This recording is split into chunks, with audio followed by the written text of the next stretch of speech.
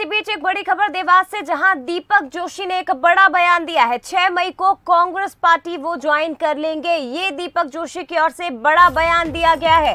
पूर्व मंत्री दीपक जोशी ने 6 मई को कांग्रेस पार्टी ज्वाइन करने की बात कही है। फोन पर हुई बातचीत में खुलासा किया और उन्होंने ये कहा कि पूज्य पिताजी की तस्वीर लगाऊंगा कांग्रेस कार्यालय में। सरकारी आवास से लेकर ये पिता की तस्वीर में लेकर जाऊंगा और उसे कांग्रेस कार्यालय में लगाऊंगा जब मैं पार्टी ज्वाइन कर लूंगा। उन्होंने इसके साथ ये भी कहा कि शासकीय आवास, सरकारी बंगला मैंने खाली कर दिया है और अब मैं जब कांग्रेस पार्टी ज्वाइन करूंगा तो वहां पर अपने पूज्य पिताजी की तस्वीर लगाऊंगा। लेकिन ये बड़ी खबर है, 6 मई को कांग्रेस पार्टी में शामिल होंगे दीपक जोशी।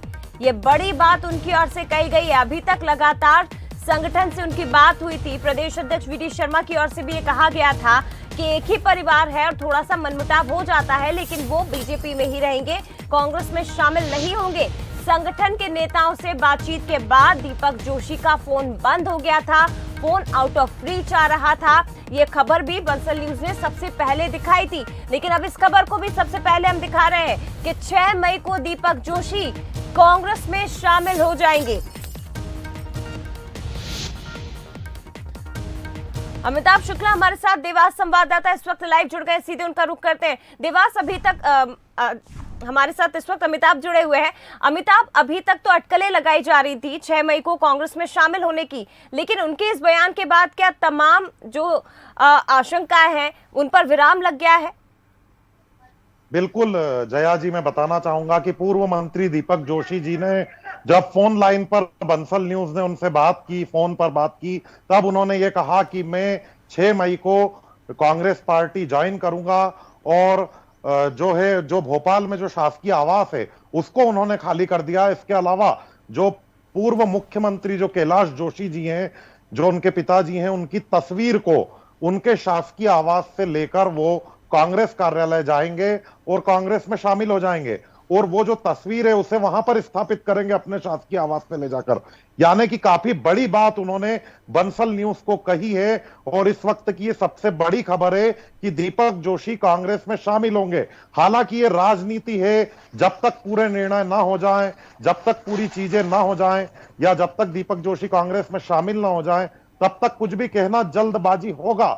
लेकिन उनके हवाले से यह पुष्टि निश्चित तौर पर कर दी गई है कि वो 6 मई को कांग्रेस में शामिल होंगे। अभी तक तमाम तरह की अटकलें, कयास लगाए जा रहे थे, जिन पर कहीं ना कहीं अब पूर्ण विराम लगता हुआ नजर आ रहा है।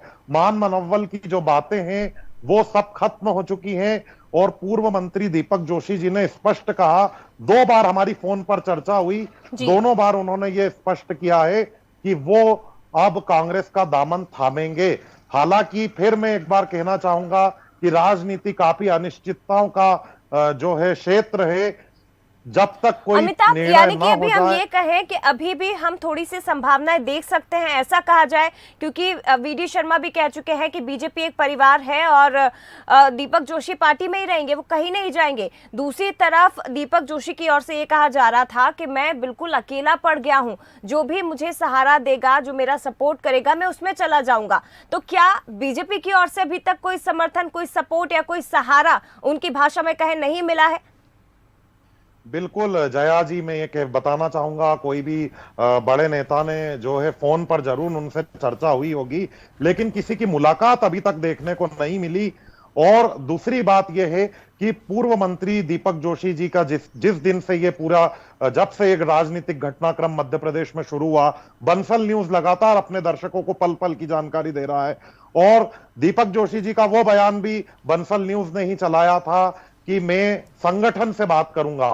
कल तक उनकी जो बात थी वो संगठन यानी कि भाजपा संगठन से बात करने की बात कही जा रही थी, लेकिन आज जब फोन पर उनसे चर्चा हुई, मैंने खुद उनसे बात की, तब उन्होंने बंसल न्यूज पर यह बिल्कुल पुष्टि की है कि वो कांग्रेस पार्टी में जाएंगे। 6 मई की उन्होंने तारीख बताई है। साथ ही उन्होंने ये भी कहा है कि मैं कोई रैली के रूप में नहीं जाऊंगा, ना वो देवास से कोई काफिला लेकर जाएंगे।